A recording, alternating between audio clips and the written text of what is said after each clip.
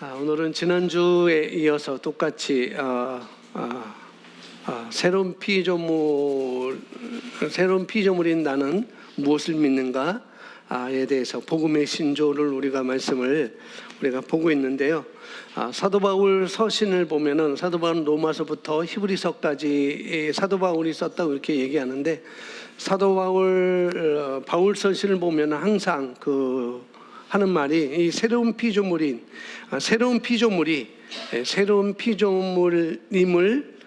인식한다라면, 너희가 새로운 피조물인데 너희가 새로운 피조물임을 내가 인식한다면 어떤 삶의 결과들이 나오고 또 어떤 삶의 모습들이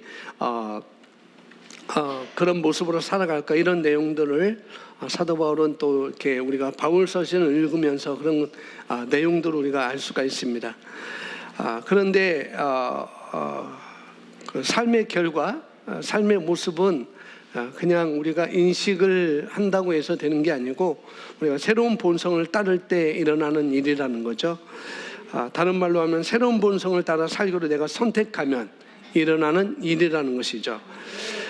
그렇기 때문에 우리가 본성을 따라 살기로 내가 선택하면, 나의 본성은 무엇인지 그 본성을 따라 살기로 내가 선택하면 그런 결과가 분명히 나올 것이고, 그러나 선택하지 않으면, 그러면은 그냥 지금처럼 똑같이 우리는 살아가게 될 것입니다. 그냥 살아갈 수 있어요, 그냥. 그런데 하나님께서는 예수님을 통해서 이미 우리에게 성취하신 일을, 그 일에 대해서 우리가 이해하고 또 습득하고 또 인식하고 또 우리가 열망하고 또 성령의 인도를 받고 또 성령의 인도를 우리가 사모하고 그렇게 살아간다고 한다면은, 또 하나님이 빨리 오시기를, 우리 주님이 빨리 오시기를 원하는 그런 열망을 가진 사람들은 이 세상을 대하는 태도가 다르겠죠. 내가 살아가는 세상에 대하는 태도도 다를 것이고 또 오늘 심는 씨앗도 분명히 달라질 것입니다. 그래서 그런 하나님 우리에게 빌립보서 2장에서 4장인가요? 나오는 것처럼 하나님께서 우리에게 소원을 갖고 계셔야, 우리 마음에 소원을 갖고 일하시는 분이다라고 말하고 있고, 또 하나님은 저와 여러분에 대해서 믿음을 갖고 계십니다. 아멘. 자, 그래서 오늘 하나님은 우리가 그렇게 살기를 소원하고 계시고 그런 믿음을 갖고 계시다는 것, 오늘 그런 부름에 여러분 응답할 수 있는 시간 되기를 바랍니다. 자, 우리는 새로운 피조물이고요, 또 그리스도 안에 살고 있습니다. 나는 내가 무엇을 믿고 있는지, 나는 내가 무엇을 믿고 있는지,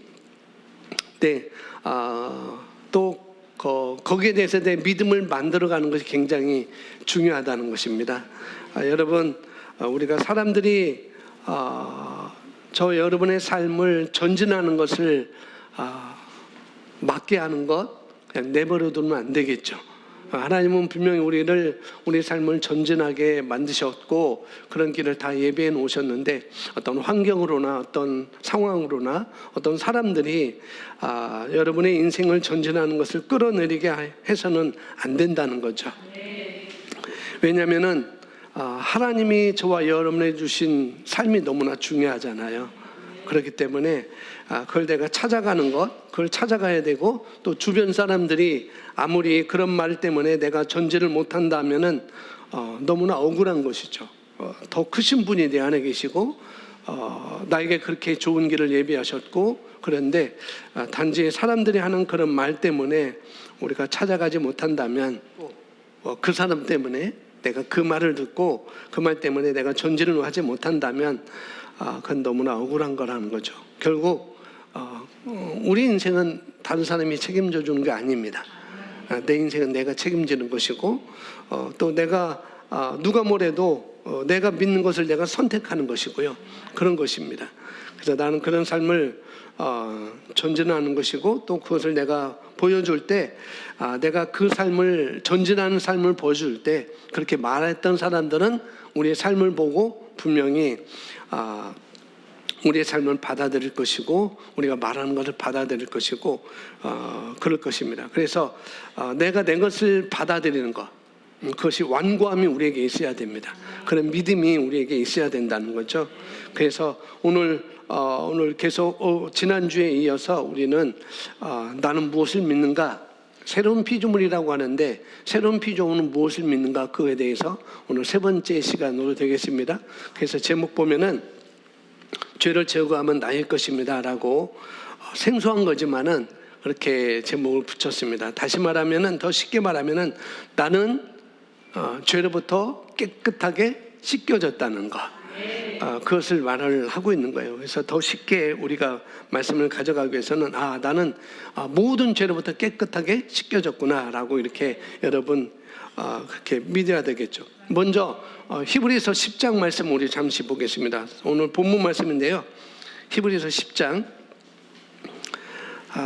바로 이어지는 말씀들이 그 히브리서 10장에 나와 있는 말씀을 제가 요약해서 써놓은 건데, 히브리서 10장 11절부터 보겠습니다. 원래 1절부터 보는 거예요. 1절에 율법은 장차 올 좋은 일의 그림자일 뿐이요 참 형상이 아니므로, 율법은 그림자라고 말하고 있고 참 형상이 아니라고 말하고 있고, 또 율법을 따라서 해마다 늘 드리는 같은 제사로는 나오는 자들 언제나 온전하게 할 수 없느니라. 그러니까 율법의 제사로는, 율법의 제사장들, 대제사장들이 드렸던 그 제사로는 하나님께 나오는 사람들을 언제나 온전하게 할 수 없다라고 이렇게 증거를 하고 있습니다. 그때뿐이라는 거예요. 제사들 그때만 온전하지 그 다음날은 온전하게 하지 못한다라는 그런 것을 말하면서 11절에 또 이렇게 말합니다. 제사장마다 매일 서서 섬기며, 매일 서서 섬겨요. 자주 같은 제사를 드리되 이 제사는 언제나 죄를 없게 하지 못하거니와 라고 말하고 있습니다. 제사장들이 서서 섬긴다는 거, 앉아서 섬기는 게 아니고 서서 섬겨요. 왜? 또 뭐가 올지 모르니까. 또 누가 어떤 짐승을 가지고, 어떤 염소를 가지고, 어린 양을 가지고, 어떤 수송아지를 가지고 제사를 드리러 올지 모르니까 제사는 앉아있을 틈이 없는 거죠. 언제나 오니까. 그리고 이 제사는 언제나 죄를 없게 하지 못하거니와. 그러니까 언제나 이것은 계속 죄를 없게 하지 못하거니와.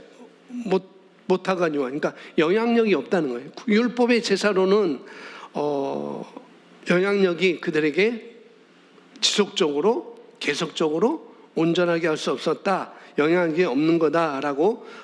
물론 영향력이 있죠. 그날 당시 영향력이 있겠죠. 그런데 이것은 그렇게 영향력이 있지 않은 거다라고 이렇게 말하면서 12절에 오직 그리스도는, 이제 제사장과 구약의 율법의 제사와 예수님께서 십자가에 드렸던 그것을 비교하면서 말씀하고 있어요. 율법의 제사로는 온전하게 할 수 없었다.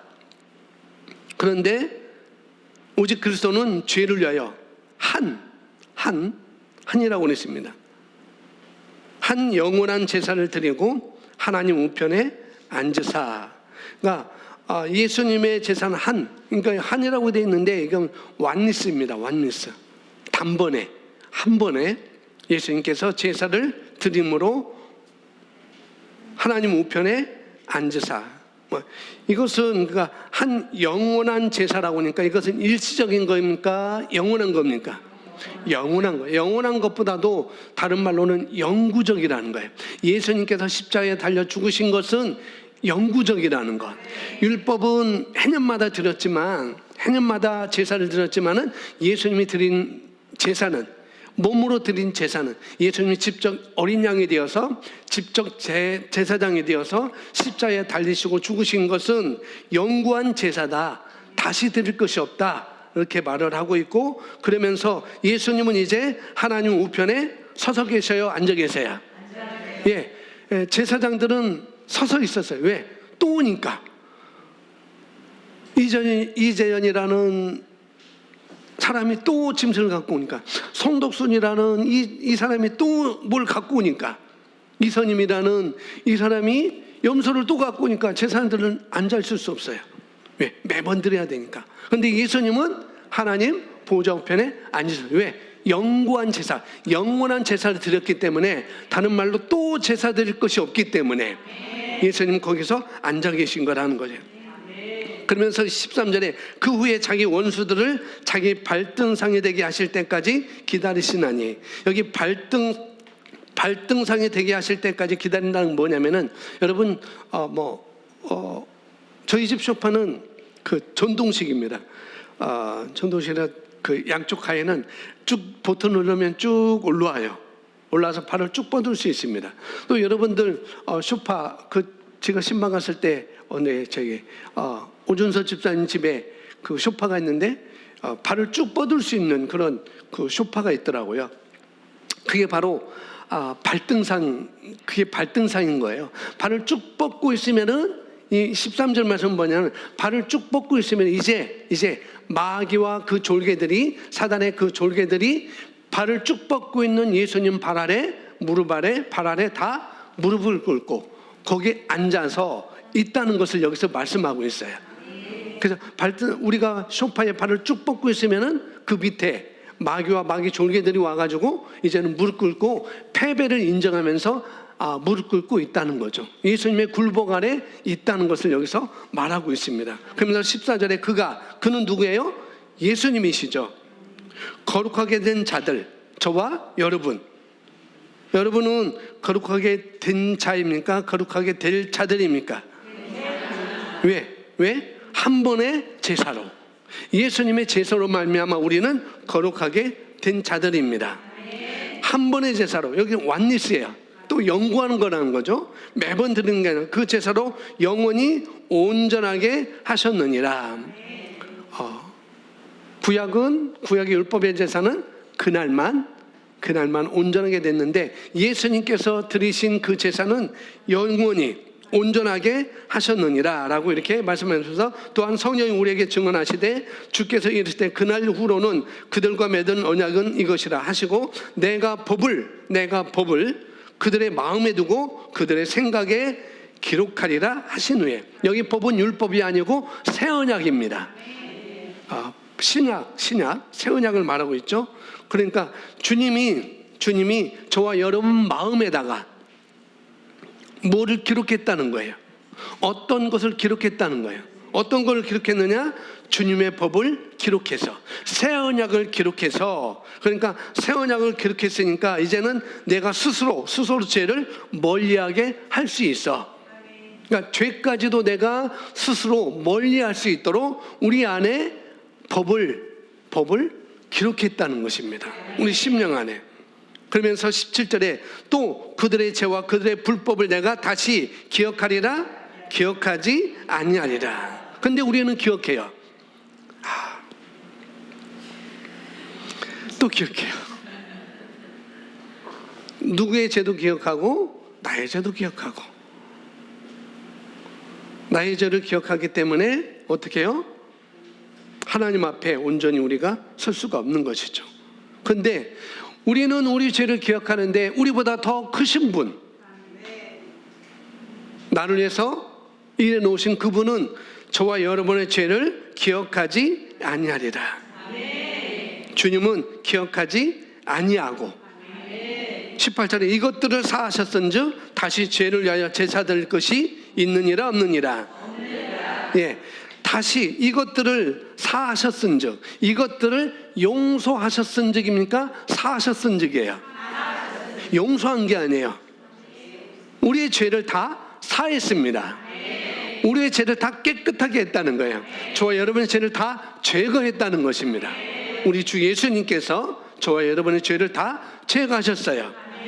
그러니 다시, 그렇기 때문에 단번에 한 번에 영원한 제사를 드렸기 때문에, 영구한 제사를 드렸기 때문에 이제는 다시 죄를 위하여 제사 드릴 것이 있다 없다? 없다는 거예요. 아멘.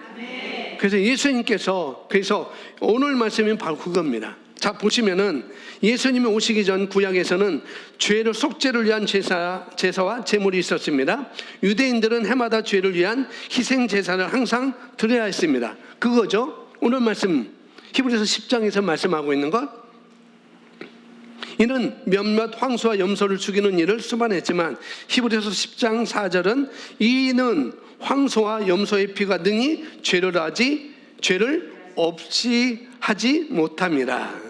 구약의 그로는 그 죄를 영원히 죄를 깨끗하게 할 수 없다라고 이렇게 말을 하고 있는 거죠. 황소와 염소의 피는 죄를 제거할 수 없었지만 예수님이 오셔서 한 번의 제사로 그분 안에서 부름을 받은 모든 이들을 영원히 완전케 하셨습니다. 그분은 우리 죄를 용서하기 위해서가 아니라 죄를 제거하여 완전히 삭제하기 위해 자신을 단번에 들으셨습니다. 예수님이 죄를 제거할 수 있게 하셨습니다. 예, 그렇죠. 우리가 읽었던 히브리서 10장에 있는 우리가 읽었던 말씀을 그대로 말하고 있는 거죠. 그래서 9장에서도 역시 똑같이 말하고 있습니다. 자, 용서한다는 건 뭐냐? 죄를 용서한다는 건 뭐냐면은 우리가 이미 죄인지에서 값을 묻지 않고 그 죄에 대해서 무효화시키는 거예요. 용서한다는 건. 누구를 예를 들까? 이선자 사모님이 남경마트에 가서 돈 안 내고 몰래 고추 참치를 하나 갖고 왔어요. 너무 먹고 싶어서. 내 주인한테 들켰네. 그러면 그 고추 참치 캔에 대한 값을 지불해야 되잖아요. 근데 너무 안쓰러워서 광 대표도 쏙 들어가고 여기 볼도 쏙 들어가고 피골이 너무나 상정해가지고 이건 그냥 돈 달라고 하면 안 되겠다. 그래서 남경마트 사장님이 그냥 가져가세요. 한번 봐줄게요. 다음에 그러면은 그때는 새우랑 찰 줄 알아요 라고 그렇게 말하면서 이 고추장 그냥 갖고 가세요. 그 죄에 대해서 무효화시킨 거예요. 그게 바로 용서라는 것입니다. 용서라는 것을 그렇게 말하고 있는 거죠. 자, 그것은 본질적으로, 이 용서라는 것은 뭐냐면 본질적으로 우리가 죄를 짓지 않을 수 있는 자로 만들지는 못한다는 거예요. 그냥 용서해 준 것이니까. 그런데 예수님이 하신 일은, 예수님께서 저와 여러분의 하신 일은 뭐냐면은 이 죄를 제거한다라고 말하고 있습니다. 깨끗하게 지워버렸다는 거예요. 아멘. 그것을 영어로는 레미션이라는 단어를 쓰는데 이미 지어진 죄가 용서하는 것 이상을 말하는 거예요. 이 레미션이라는 건 뭐냐면은 용서하는 것 이상을 말한다는 거죠. 사함을 말하고 있습니다. 죄거를 말하고 있고 깨끗함을 말하고 있는 것이죠. 그것은 바로 우리가 의의 본성으로 새로워짐으로, 우리는 하나님의 본성으로 의의 본성으로 우리는 새로워졌잖아요. 그것으로 말미암아 죄가 완전히 제거되었다는 것을 성경에서 우리는 읽을 수가 있다는 것이죠. 자, 제거함이 나오고 있습니다. 자, 제거함이란, 레미션이란 자유, 석방, 분리를 의미합니다. 그것은 죄가 존재하지 않았던 것처럼 그냥 풀어주는 것을 의미합니다. 즉, 당신이 잘못을 저지른 적이 없었던 것처럼 당신의 잘못이 당신과 완전히 분리되고 당신의 이익으로부터 분리되는 것입니다. 반면 용서, 포기브네스, 사면한다는 뜻입니다. 용서를 받으면 당신은 비록 범법자라는 기록이 남아있기는 해도 처벌에서 풀려납니다. 예, 그렇죠. 고추참치 훔쳐갔어. 올 때마다 그 생각하는 거예요. 고추참치 훔쳐간 놈. 또 훔쳐갈까라고 그걸 생각해요. 근데 제거함은 왔는데 언제 훔쳐갔지 그 생각도 안 하는 거예요. 새로운 손님, 전혀 다른 손님, 맞지만은 전혀 다른 손님. 그 사람은 과연 누가 그냥 훔쳐갔나? 그런 걸 생각하지 않는다는 것을 여기서 말하고 있어요. 용서를 받으면 비록 범법자라는 기록이 남아있기는 해도 처벌에서 풀려난다는 것. 그런데 죄를 제거함은 당신 것입니다. 죄를 제거함은 완전히 그것을 사면하고 완전히 지워버린 거라는 거죠. 그래서 죄를 제거함은 죄를 완전히 제거함을 말합니다. 자, 우리가 죄를 제거함은 나의 것입니다라는 것을 우리가 배우고 있는데, 보고 있는 말씀을 나누고 있는데, 이것을 하는 목적이 있어요. 뭐냐면은 사실 죄를 제거한다는 말은 우리가 읽었듯이 여기 써져 있지, 영어로 remission of sin이라고 되어 있는데, 다음에 또 영어로 하면은 죄를 용서한다는 말이 있잖아요. 죄를 사한다는 말이 있고 죄를 용서한다는 말이 있는데, 죄를 사한다, 제거한다는 말은 remission of sin 이렇게 되어 있는데, 죄를 용서한다는 말은 뭐냐면 forgive sin 이렇게 되어 있습니다. 이런 단어가 있어요. 그런데 여기서 레미션이라는 말을 쓸 때는 우리가 본질적인 것, 어떤 거? 본질적인 것, 본성적인 것을 말하고 있습니다. 그러니까 우리 죄의 본성은 우리 죄의 본성의 문제를 해결하는 걸 말하고 있어요. 죄를 제거한다는 것은 내 본성을 얘기를 하고 있습니다. 그러니까 원어에는 다른 것이 아닌데, 이건 분명히 하는 것은 뭐냐면은, 이런 어떤 유익이 있냐면은, 우리가 죄 문제를 완벽하게 해결됐다는 것을 확고하게 하는 것입니다. 왜 레미션, 왜 포기브 이렇게 구분하는가 하면은, 나의 죄는 완전히 제거됐구나, 그걸 확실하게 하기 위해서 하는 것입니다. 그래서 죄의 본성 그런 부분에 대해서는 더 이상 우리가 신경 쓸 필요가 없습니다. 아멘. 죄는 이미 완전히 제거됐기 때문에. 그렇지만은 그 다음에 우리가 살아가면서 짓는 자범죄가 있잖아요. 그 자범죄가 있는데, 그 자범죄에 대한 것은 용서받으면 되는 거예요. 그러니까 본성과 행동을 지금 나눠서 말하고 있습니다. 그러니까 여기 또 나오고 있는데요, 죄를 제거함, 그러면 완전히 제거한 것에 대한 이야기를 하는 거고, 그걸 remission of sin이라고 되어 있습니다. 자, 마태복음, 그러니까 그 용서받는 것은 행동을, 여기 나오는데 행동을 말하는 것이고, 제거함은 본성을 얘기하는 것입니다. 우리는 본성적으로 죄의 본성에서 완전히 해결되었습니다. 그런데 우리가 짓는 죄에 대해서는, 이제 행동으로 짓는 죄에 대해서는 어떻게 해야 되는지 이게 나오고 있는데요. 먼저 마태복음 26장 28절 우리 함께 읽습니다. 시작.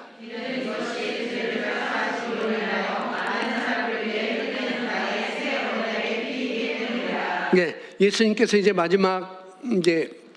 제대로 마지막 식사를 하면서 이제 십자가에 달려 죽기 위해서 이제 잡히기 직전인 거예요. 그래서 제자들과 함께 한 방에 모여서 식사를 하면서 이게 우리가 그러니까 이걸 성찬식이라고, 성만찬이라고 하는데, 예수님께서 빵을 나눠 주시고 그 다음에 피를 포도주를 주면서, 이것은 이 빵은 나의 몸이다, 그렇게 말하면서, 이건 또 포도주를 주면서, 이것은 나의 피다, 새 언약을 위한 피다, 나의 피의 언약이다, 이렇게 말하면서 그 말을 하는 것이죠. 이는 이것이 빵과 포도주가 죄들을 사하심으로 인하여 많은 사람을 위해 흘리는 나의 새 언약의 피이기 때문이라 라고 말하고 있는 거죠. 그래서 여기 뭐라고 해요? 용서하심이 아니라 사하심. 죄를 사하신다. 그러니까 예수님께서 십자가에 죽으신 것은, 피를 흘리신 것은 저와 여러분의 죄를 용서하기 위함이 아니고 죄를 깨끗하게 하기 위해서, 아예 죄의 본성을 완전히 싹 쓸어버리기 위해서 그렇게 하신 거라는 거죠. 그래서 여기도 바로 영어로 써놨는데 remission of sin이라고 되어 있습니다. 그러니까 죄를 제거함은 인생에 딱 한 번 거듭날 때 이루어지는 것입니다. 우리가 히브리서 10장에 읽었듯이 한 번에 그건 일어나는 거예요. 근데 죄를 용서함 받는 것은 여러 번 있을 수 있는 거라는 거죠. 이렇게 보면 되겠습니다. 자, 사도행전 2장 38절 함께 읽습니다. 시작. 베드로가 그들에게 답변하기를, 회개하라, 그리고 죄들을 사함 받는 것으로 인하여 너희 각자는 예수 그리스도의 이름으로 침례를 받으라. 그러면 너희가 성령의 선물을 받으리라. 아멘.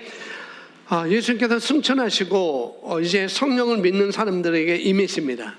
이제 승천하시고 이제 제자들에게, 또 많은 무리들에게, 예수님을 믿는 사람들이, 성령이 그 사람들에게 임했죠. 그러니까 그 증거로 이제 성령이 임하니까, 성령 충만함이 임하니까 그 증거로 그들이 이제 방언 말하기 시작했어요.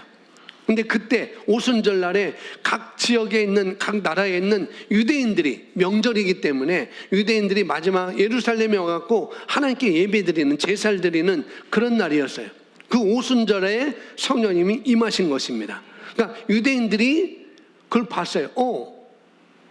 여기 예루살렘에 있던 이 예수님의 제자들과 또 예수님을 따르는 무리들이 이상한 말을 하네.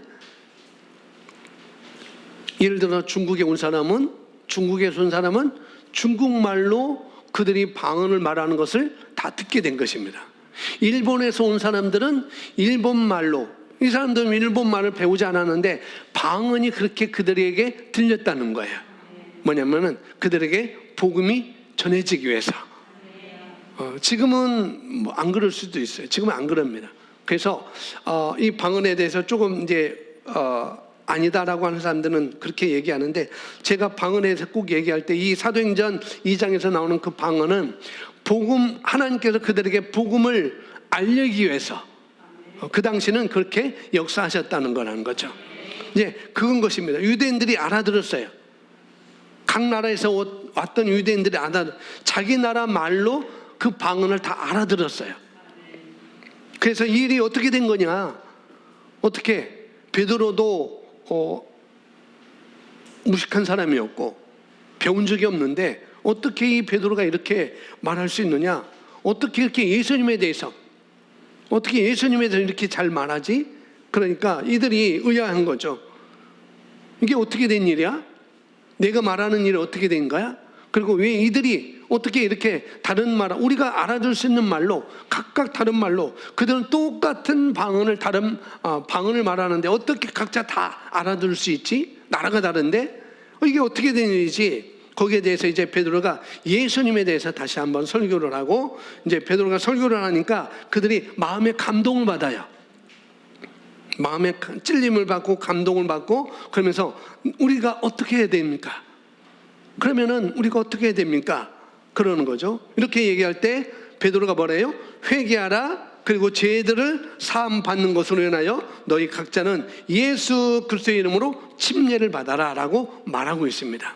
죄를 깨끗하게 씻음을 받아라, 그렇게 말하고 있는 거죠. 그래서 죄들을 사함을 받았다라고 이렇게 표현을 하고 있습니다. 이것도 역시 레미션 오브 신이라고 이렇게 되어 있습니다. 죄를 제거했다, 죄를 사함 받았다, 죄를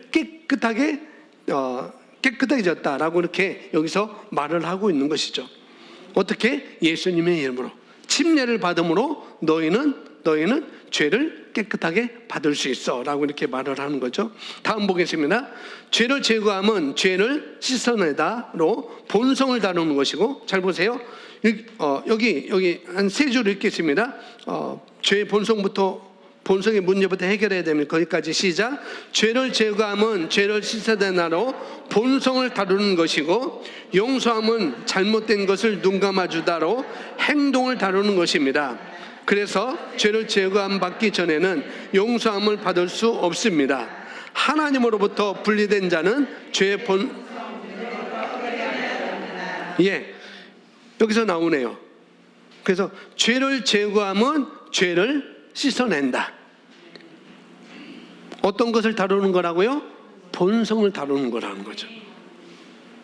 용서함은 행동을 다루는 부분이다 라고 이렇게 말을 하고 있습니다. 그러니까 죄 용서함을 받으려면 먼저는 죄 제거함을 받아야 된다.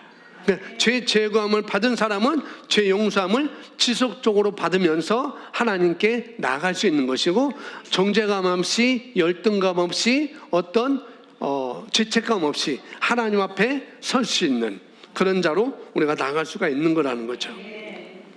그래서 우리는 죄 제거함을 받은 사람이니까 우리가 살면서 짓는 그 죄에 대해서는 날마다 지속적으로 용서함을 받으면서 우리가 잘못된 것을 회개하고 의롭게 된 것을 우리가 인정하면서 인식하면서 가는 거다라고 이렇게 말을 여기서 하고 있는 것이죠. 그래서 영적으로 우리가 성경적으로 말하면은, 영적으로 말하면은 우리가 죄를 제거함 받기 이전에는 그 사람 용서함을 받는 것은 사실 가능하지 않다는 거죠. 가능하지 않다. 그래서 죄 제거함을 받은 사람에게 용서가 있는 것입니다. 아멘. 그래서 믿는 우리는 죄가 제거됐기 때문에 우리는 지금도 짓는 죄에 대해서 용서함을 받는 거예요. 그러나 불신자들은 어떻게 해요? 죄 제거가 되지 않기 때문에 그 죄에 대해서는 용서함이 없는 거죠. 그들은 그래서 어떻게 해요? 그들은 이제는 예수님이 다시 오시면 우리가 다 죽은 사람도 죽지 않은 사람도 다 부활하게 될 텐데, 믿는 자는 그리스도의 심판대 앞에 서게 되어서, 믿는 자는 어떻게 해요? 우리가 이 땅에 살았던 그 삶에 대해서 상을 받는 시간이 될 것이고, 믿지 않는 사람은 거기에 대해서 이제는 영원한 영벌에, 지옥불에 들어가게 되는 그런 것이 되는 것이죠. 왜? 죄 제거함도 없고 용서함도 없기 때문에 그렇게 분리되는 것입니다. 그래서 히브리서 10장 17절을 우리가 아까 읽었는데요. 우리 읽어보겠습니다. 시작. 또 그들의 죄들과 불법들을 다시는 기억하지 아니하리라고 하셨습니다. 이제 이것들을 용서하신 곳에는 더 이상 죄를 위한 제물이 없느니라. 예, 여기 킹제임스 서전을 써놨는데요. 여기에는 용서함으로 되어 있는데, 원래는 레미션 오브 이렇게 되어 있습니다. 죄를 제거함.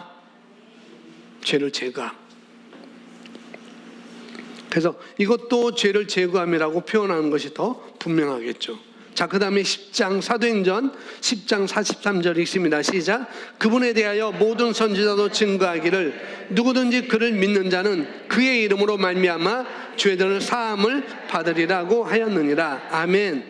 누구든지 그를 믿는 자는, 누구든지 예수를 믿는 자는 예수의 이름으로 말미암아 죄들을 사함을 받으리라. 용서를 받는 게 아니고 죄를 사함 받는 것입니다.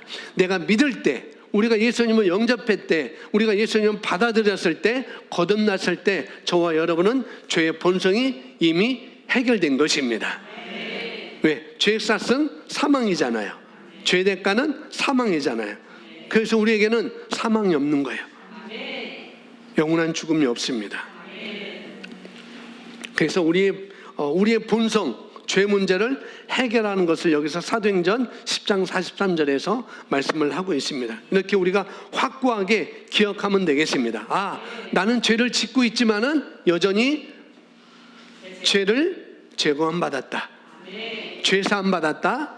나의 죄는 깨끗하게 되었다라고 우리가 인식하는 것이 중요한 것이죠.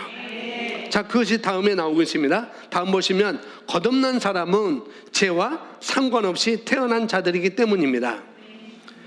반면 회심하지 않은 사람, 곧 거듭나지 않은 사람은 본성상 죄인으로 죄의 노예입니다. 죄의 본성으로 인해 원치 않아도 죄를 지을 수밖에 없습니다. 불신자는 사단의 본성, 죄의 본성을 가지고 있습니다. 그들은 그들의 아버지 마귀와 같습니다. 하나님의 아들이 되는 것은 하나님의 영으로 거듭나야 합니다. 거듭난 사람은 죄사함을 받은 자입니다. 여러분 거듭나셨어요? 네. 그러면 여러분 누구예요? 죄사함을 받은 자라는 거예요. 용서를 받은 게 아니고 이미 용서도 받았어요. 뭐 때문에? 죄 제거함을 받았기 때문에, 죄사함을 받았기 때문에 그걸 말하고 있는 것이죠. 자, 우리가 2시간에 걸쳐서 의에 대해서 우리가 말씀을 주일날 우리가 배웠습니다. 하나님께서 예수님을 보내주셔서 예수님께서 대신 죄값을 치르심으로 말미암아, 그래서 우리가 누구든지 예수님을 받아들이고 영접하고 그러면은 하나님의 자녀가 되는 권세를 우리에게 주셨죠. 그래서 우리는 하나님의 자녀가 되었습니다. 그래서 우리 하나님의 자녀가 되어서 의롭게 되어서 어떻게 우리는 새로운 길, 새로운 탄생, 새로운 피조물이 되었습니다. 그래서 우리가 새로운 피조물이 되었을 때, 새로운 탄생이 되었을 때, 이루어졌을 때 하나님의 본성인 의가 우리 안에 들어오게 된 것이죠. 그래서 거듭난 사람은 그래서 하나님의 본성인 의가 우리 안에 들어왔기 때문에, 하나님은 불의할 수 있느냐? 아니다. 하나님은 불의할 수 없느니라. 하나님은 불의가 없으세요. 하나님은 온전한 의를 갖고 계십니다. 그 의가 우리에게 전이 되었다는 거예요. 우리에게 왔다는 거죠. 그렇기 때문에 우리는 거듭난 사람은 죄 사함을 받은 것입니다. 그래서 의에 어떻게 죄가 있을 수 있느냐? 없다는 거 말하고 있죠. 그래서 우리가 하나님의 영, 하나님의 말씀, 진리의 말씀으로 우리를 낳으셨다라고 야고보서 1장 18절에 말씀하고 있고, 또 우리가 너희가 거듭난 것은 썩어질 씨로 된 것이 아니고 썩지 아니할 씨, 항상 있는 불변하는 변하지 않는 하나님의 말씀으로, 진리의 말씀으로 너희가 거듭났다라고 베드로전서 1장 23절에 말을 하고 있습니다. 그래서 저와 여러분은 말씀으로 거듭났습니다. 그러면서 우리는 죄 사함을 받은 거라는 거죠. 자, 요한복음 1장 1절, 요한복음 1장 11절부터 13절 말씀 써놨는데 함께 있습니다. 그가 자기 백성에게 오셨으나 자기 백성이 그를 영접하지 아니하더라. 그러나 누구든지 그를 영접한 사람에게는 하나님의 아들이 되는 권세를 주셨으니 이는 그 이름을 믿는 사람들에게니라. 그들은 혈로나 육으로나 또한 사람의 뜻으로는 하지 아니하였고 하나님에게서 난 사람들이라. 아멘. 우리는 하나님이 낳은 자입니다. 그래서 우리는 바로 하나님이 낳은 자이고, 그래서 우리는 하나님의 생명을, 하나님의 본성을, 하나님의 의를 우리는 가지고 있습니다. 그래서 하나님의 생명을 가지려면, 하나님의 본성을 가지려면, 하나님의 의로 우리가 다시 태어나려면 어떻게 해요? 낳는 수밖에 없어요. 낳아야 그 생명을 가질 수 있습니다. 고양이가 고양이 생명을 가질 수 있는 건 어떻게 해요? 낳아야 되잖아요. 강아지가 강아지의 생명을 가질 수 있는 것은 강아지를 낳아야 그 강아지의 생명을 갖는 것입니다. 하나님의 생명을, 하나님의 본성을 우리가 가지려면 우리가 낳아야 되는 거예요.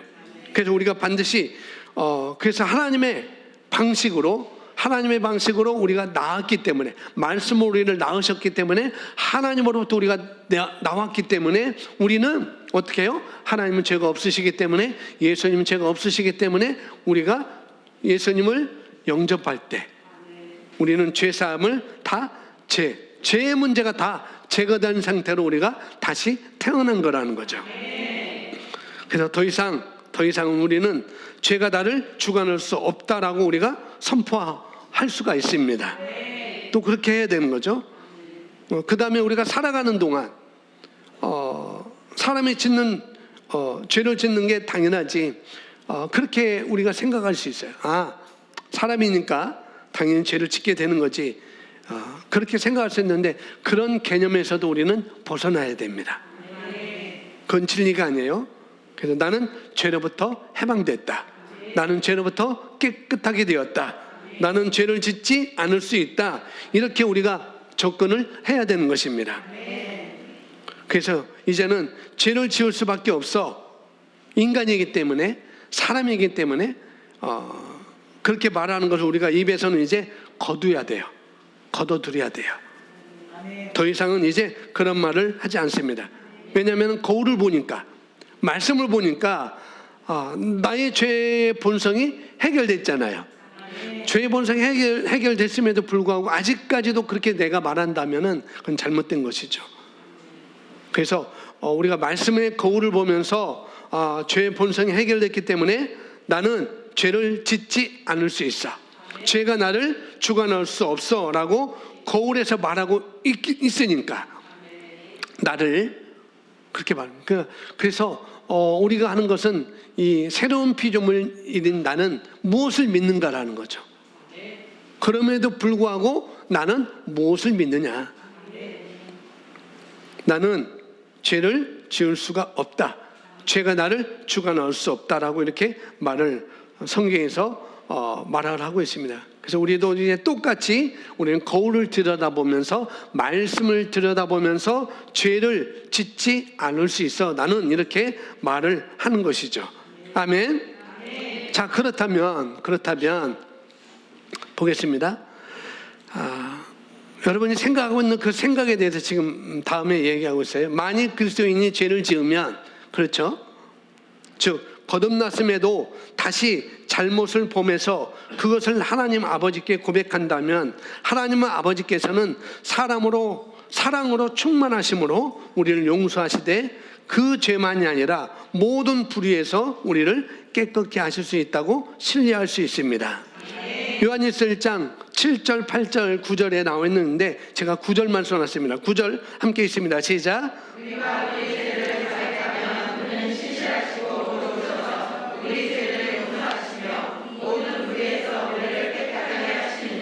네, 우리가 하나님의 자녀가 되기 전에 하나님과 내가 관계가 없을 때, 우리가 영적으로 죽은 상태로 살아갈 때는 세상에서는 죄인으로 살 수밖에 없죠. 세상에는 죄에 대한 모든 결과를 우리가 책임지고 살아야 됩니다. 예수님 영접하기 전에는. 왜? 죄의 값은 사망이고 저주이기 때문에 그런 것이죠. 그런데 우리가 하나님의 사랑의 아들의 나라로 우리가 딱 옮겨졌기 때문에 그러면은 얘기가 달라지는 거라는 거죠. 어쩌면 저와 여러분이 부지 중에 또 우리가 의도하지 않았지만은 죄를 짓는 경우도 많이 있을 거예요. 그런 죄가 우리 삶 속에 나타나는 것을 있을 수 있을 것입니다. 근데 우리가 왜 그냥 우리가 주님과 같이 온전하게 성장하지 않았기 때문에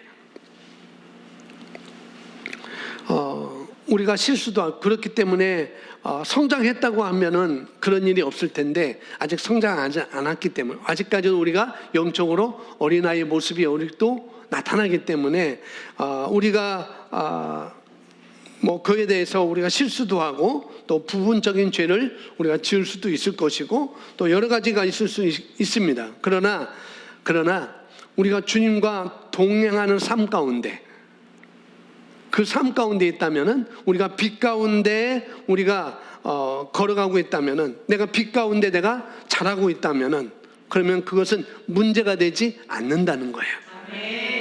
비록 우리가 실수를 하고 죄를 짓고 있지만은 그러나 내가 빛 가운데 내가 걷고 있다면은 내가 성장하고 있다면은 그 잠시 실수하고 짓는 그 죄는 문제가 되지 않는다는 거예요. 그걸 왜냐하면은 나름대로 우리가 문제가 있다면은 빨리빨리 돌이키고 회개하고 다시 온전해지면 되는 거거든요. 온전한 자리로 우리가 가면 되는 거거든요. 그래서 그러나 우리가 회개해야 되는 것은 우리가 왜 자백해야 되는가? 왜 여기서 이미 죄의 본성 이미 다 사해졌는데 다 깨끗해졌는데 그 실수에 대해서 잘못한 것에 대해서 왜 짓는 죄에 대해서는 왜 자백하라고 하는가? 왜? 우리 양심을 위해서 그런 것입니다. 뭐를 위해서? 양심이 있잖아요. 그래도 양심이 있지. 우리는 다 양심이 있어요. 그래서 양심 때문에 또 우리가 하나님 앞에서 우리가 담대하기 위해서 내가 하나님 앞에 담대하기 위해서 우리 자신을 위해서 그렇게 자백을 해야 되는 거라는 거죠. 내 양심을 위해서 내가 하나님 앞에 껄끄럼 없이 이미 다 우리가 의의 정의 배웠잖아요. 하나님 앞에 어떤 정죄감이나 죄책감이나 열등감 없이 하나님 임재 앞에 설 수 있는 것이 우리에게 다 이미 주어졌는데 근데 내가 살아가면서 내가 그렇게 거듭났음에도 불구하고 짓는 그 죄 때문에 내 양심에 가책이 오고 하나님 앞에 온전히 기도하지 못하고 당당하지 못하고 담대하지 못하고 하나님을 여전히 두려워하고 여전히 나를 벌 주시는 하나님 그렇게 생각하게 되면은 하나님께 우리가 받을 수 있는 것이 제한적이거든요. 그래서 우리 자신을 위해서 자백을 하는 것이죠. 우리 자신을 위해서 용서를 우리가 고백을 하는 것입니다. 하나님은 저와 여러분을 대하실 때 저와 여러분의 죄를 꾸치꾸치 따지시는 분이 아니에요. 혹시 여러분 오늘 교회 오실 때 하나님께서 여러분 양심에 대해서 그 죄에서 꾸치꾸치 따지셨나요? 안 왔죠. 그죠? 그런 거 없으십니다. 그러나 우리가 일부러 그런데 이것은 있어야 돼요. 이건 있어야 되면 우리가 실수를 하고 잘못된 것, 알게 모르게 부지 중에 짓는 죄에 대해서는 우리가 요한 1서 1장 9절에서 말씀하는 것처럼 그렇게 우리가 자백하면 하나님은 신실하시고 의로우셔서 우리 죄들을 용서하시고 모든 불의에서 우리를 깨끗하게 하시느니라 라고 말씀하셨는데, 그런데 우리가 일부러 그럼 죄를 지을 때, 일부러 죄를 지어요? 목사님, 그럼 일부러 죄를 져도 되겠어요? 여기 고백하면 된다고 그랬는데, 자백하면 된다고 그랬는데 일부러 죄를 지면 되겠어요? 라고 묻는다면 그것은 아니라는 거예요. 그건 아닙니다. 일부러 죄를 짓는 것, 그것은 또 얘기가 다른 거예요. 충분히 본인이 선택할 수 있는데도 불구하고 충분히 본인이 할 수 있는 일에 대해서는, 그에 대해서는 잘못된 행동을 일부러 하는 것에 대해서는 반드시 처벌을 받아야 되는 거죠. 여러분, 오늘 집에 가다가 일부러 경찰이 있는데 일부러 무단횡단 해보세요. 안 보래. 일부러 해보면 당장 호루라기 부를 겁니다. 그건 책임을 져야 되는 거예요. 그래서 우리가 기본적으로 빛 가운데 계속 살아가면서, 말씀 가운데 계속 우리가 살아가면서 주님을 향해서 늘 우리가 성장하고 발전하고 존전하고 온전해지고, 그것은 당연한 것입니다. 그러기 위해서 우리가 내 잘못에 대해서 자백을 해야 되는 거라는 거죠. 그 과정이 있는 우리가 그렇게 걸어가는 과정이 있어요. 온전해지기 위해서, 성장하기 위해서, 또 하나님께서 원하시는 그 자리에 가기 위해서, 마련해 놓으신 그 자리에 가기 위해서 우리가 그 자리에 온전히 걸어가고 있는데, 그런데 그 과정에 우리가 범하는 실수라든지 또 그런 것에 대해서는 하나님이 그렇게 신경 쓰지 않습니다. 그렇게 신경 쓰지 않아요. 그에 대해서는 이미 우리가 빛 가운데 이미 들어왔기 때문에, 이미 예수님께서 십자가에서 그 죄의 본성을 다 사하셨기 때문에, 다 제거했기 때문에 그렇게 신경은 안 쓴다는 거죠. 여전히 하나님은 그런 실수를 우리가 저질 실수를 함에도 불구하고 하나님은 여전히 우리를 기다리시고 우리를 어떻게 해요? 또 용서해 주십니다. 하나님이 오늘 저와 여러분을 용서하셨기 때문에, 내가 고백하지 않았음에도 불구하고 용서하셨기 때문에 오늘 우리가 이 자리에 앉아 있는 거란. 용서하지 않았으면은 너 죄 졌네? 너는 안 돼. 너는 교회 문 못 들어와. 하고 교회 문 못 들어오고 나를 딱 묶어 놓는다면 아무도 이 자리에 못 들어왔을 거예요. 물론 들어오셨을 분도 계실 거예요. 근데 하나님 그런 분이 아니라는 거예요. 여전히 저와 여러분을 기대하십니다. 여전히 우리를 용서하시는 하나님이에요. 아멘. 하나님은 정말 우리 아버지시기 때문에 우리를 자녀로 대하십니다. 조성아 집사님, 이선이가 잘못했는데 너 이제 평생 우리 집 들어오지 마. 그렇지 않잖아요. 잘못했음에도 불구하고 그러면 안 돼. 봐줄 거야. 그리고 여전히 들어오게 되는 것이죠. 제가 성질이 괴팍할 때는 우리 아이들 집에 들어오지 마. 나가! 하고 내쫓은 적이 있었어요. 내 애들이 진짜 나갔어요. 그렇다고 해도 또 그때뿐이죠. 또 들어오면은 여전히 제가 막나요? 안 막았어요. 자녀이기 때문에. 우리는 자녀이기 때문에 하나님은 늘 우리를 받아주시고 기다려주십니다. 우리를 백성이 아니고, 우리를 죄인이 아니고, 우리는 의인으로서, 자녀로서 하나님은 받아주신다는 거죠. 아멘. 그래서 기본적으로 우리가 죄에 대해서 잘못된 것은 빨리빨리 돌이키면 됩니다. 실수한 것은 빨리빨리 자백하면 되는 거예요. 그리고 생각날 때마다 돌이키고, 그 다음에 이 죄가 하나님과 나 사이에 어떤 틈도 만들지 않는다.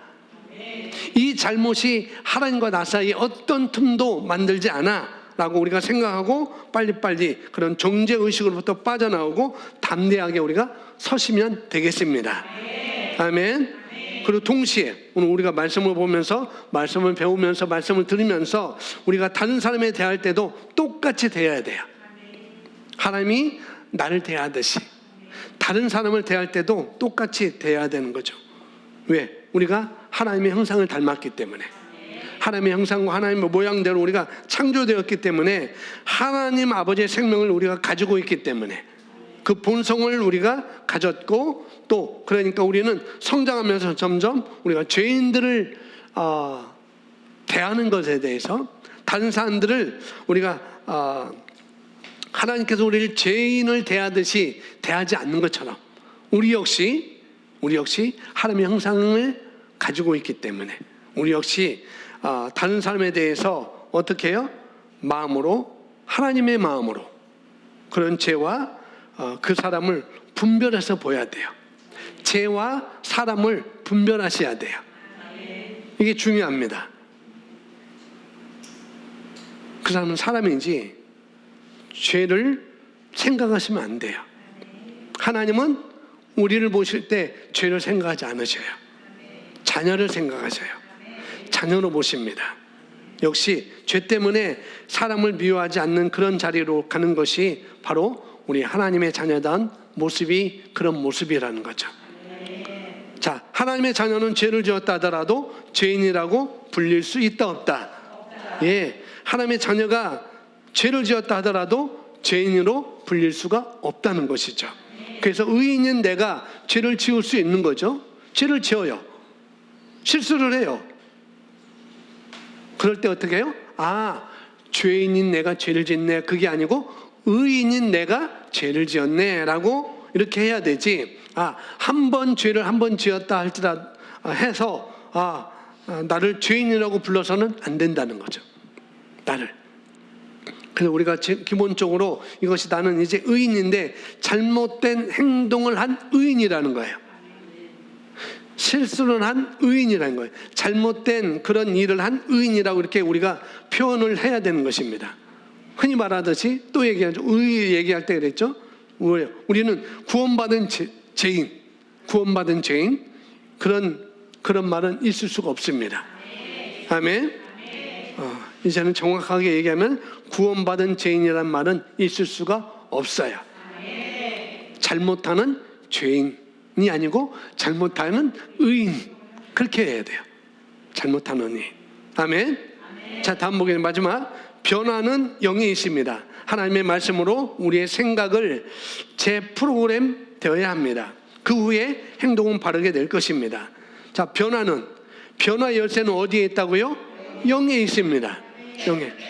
그래서 우리가 혼적인 영역 안에서 모든 것이 바꿔야 되는 부분이기도 하지만은, 그렇지만은 근본적으로 모든 능력은 어디에 있어요? 영에 있는 것입니다.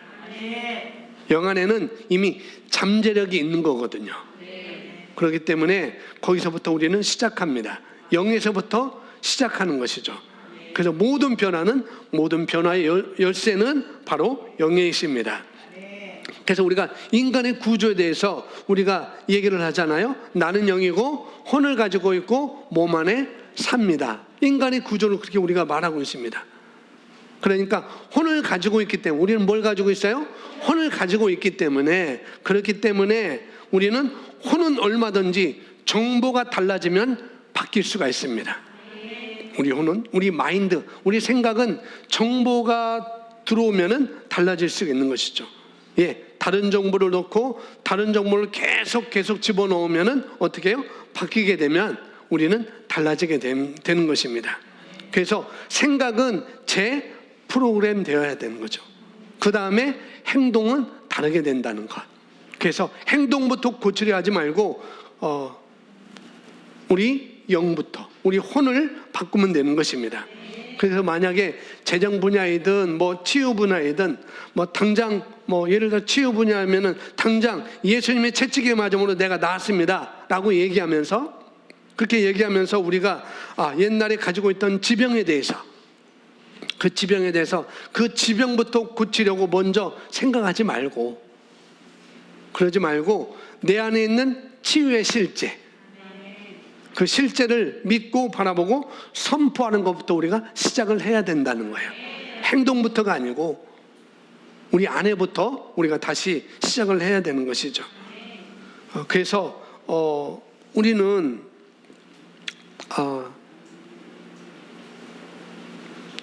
물론 우리가 그렇게 고백할 때 예수께서 채찍에 맞음으로 내가 나음을 입었습니다라고 우리 안으로부터 우리가 선포하는 것부터 시작할 때, 그러나 금방 되면 좋겠죠. 저도 그랬어요. 금방 되면 좋겠죠. 근데 금방 안 되는 이유가 뭐냐면은 지금 새롭게 받아들인 진리와 내가 가지고 있던 정보가 지금 교차되고 있기 때문에 내가 가지고 있는 잠재의식이 더 많이 들어있는 거예요. 고착된 것. 나는 이럴 수밖에 없어. 사람은 이럴 수밖에 없어. 이것 때문에 이럴 수밖에 없어 라고 내 생각 속에 딱 달라붙어 있는, 딱지처럼 달라붙어 있는 그런 것이 있기 때문에 그거를 우리가 뒤집어야 되는 거예요. 그걸 뒤집지 않으면은 또 그 반응이 나오니까, 고착된 사고방식이 또 나오게 되니까 그걸 뒤집어야 되는 거죠. 그래서 믿음의 반응이 나올 수 있도록 우리가 바뀌어야 되는 것입니다. 우리가 새로운 것이 들어가지만은 자꾸 예전 것이 더 많이 쌓여 있으면은 믿음의 반응을 할 수가 없어요. 그래서 우리는 자꾸 그런 뒤집는 작업을 우리가 해야 되는 것이죠. 그래서 우리는 그것을 어떻게 하냐? 말씀으로 포격한다라고 그런 말을 들어보셨을 거예요. 말씀으로 포격하는 것입니다. 그래서 포격이라는 것은 포탄을 한 곳에 집중적으로 쏟아붓는 거예요. 지금 저쪽에 전쟁하는데 어디예요? 우크라이나하고 러시아하고 전쟁하고 있잖아요. 근데 전쟁할 때 쓸모없는, 괜히 바다에 포탄을 떠뜨리든지 공중에 포탄을 쏘는지 그러지 않습니다. 어디에? 헤드쿼터에, 아주 본부에, 발전소면 발전소, 댐이면 댐, 아주 중요 시설에 완전히 포격을 했어요. 그래서 러시아도 우크라이나 헤드쿼터, 그런 중요 시설에 먼저 포격을 하고, 우크라이나도 러시아의 중요 시설에 포격을 하는 거죠. 왜? 그래야만 이길 수 있기 때문에 먼저 거기에 포격하는 거예요. 마찬가지입니다. 역시 우리가 말씀을 배우면서 로고스 말씀, 우리에게 쓰여진 이 말씀을 우리가 배우면서 이 말씀으로 내 생각을 바꾸고, 또 우리가 접근을 바꾸고, 또 그런 것을 우리가 해야 되는 일인데, 그런데 어떻게 해요?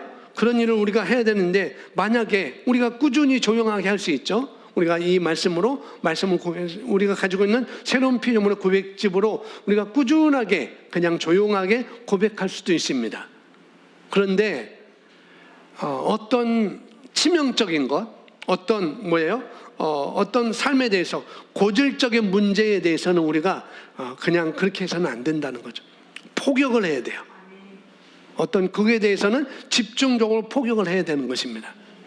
그때 역사가 일어나는 것이지, 물론 우리가 그 말씀은 능력이 있고 말씀은 살아있고 말씀은 여전히 어제나 오늘이나 영원토록 동일하기 때문에 역사는 일어납니다. 그러나 시간이 걸리는 것이죠. 그 고질적인 것에 대해서는 아주 포격을 해야 되는 거예요. 집중적으로 그렇게 해야 됩니다. 자, 잠언서 4장 18절, 우리의 모습이 어떤 모습인지 말씀하고 있습니다. 함께 있습니다. 시작.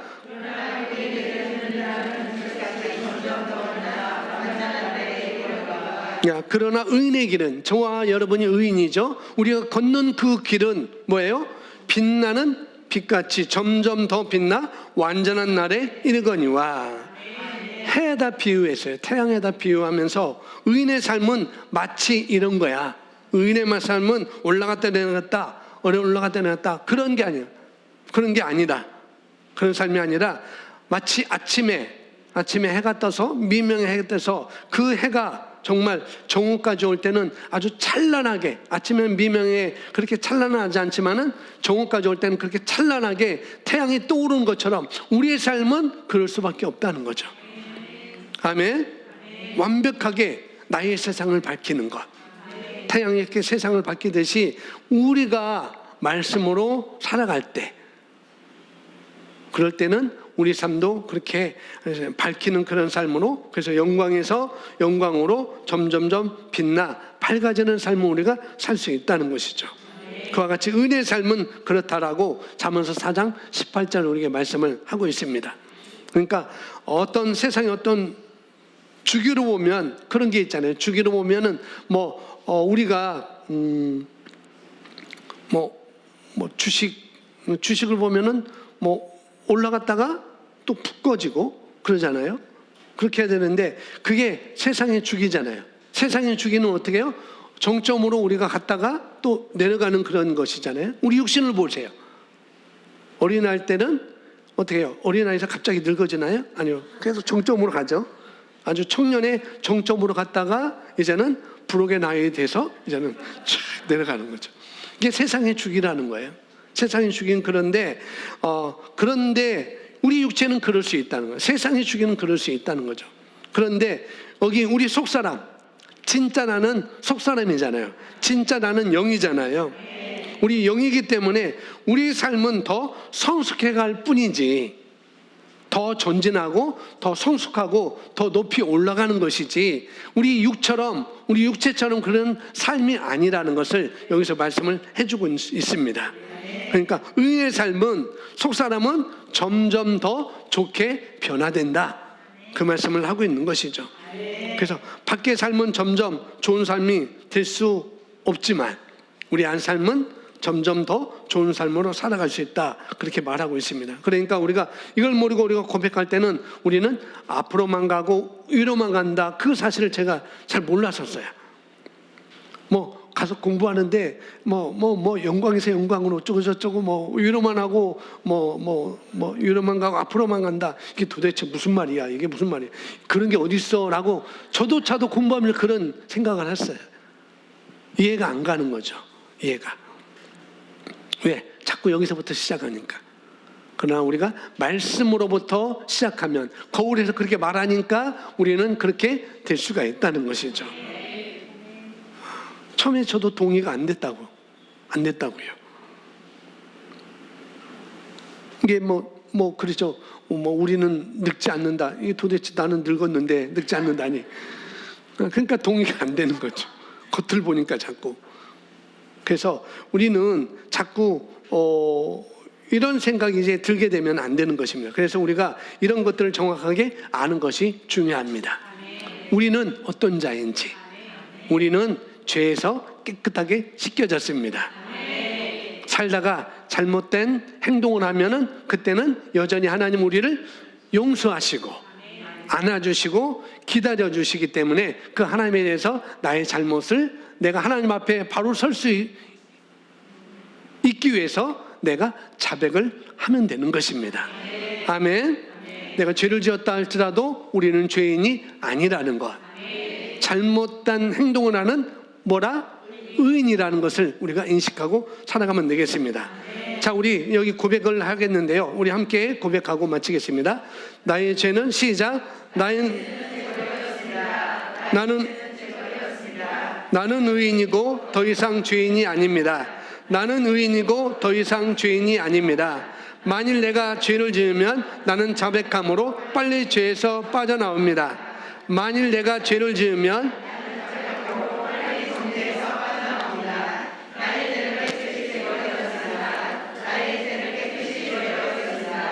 아멘. 우리 함께 이 시간 기도하겠습니다. 우리 오늘 우리는 죄를 용서함 받은 게 아니고 우리 죄는 이미 깨끗하게 씻겨졌습니다. 우리 본성은, 죄의 본성은 이미 해결됐어요. 우리는 의의 본성을 가지고 있습니다. 그래서 오늘 두 가지, 용서냐, 죄를 받았느냐, 사하심을 받았느냐, 아니면은 그냥 사면이냐 라는 것을 우리가 오늘 말씀 봤는데, 이것에 대해서 여러분 정확하게 가져가시기 바랍니다.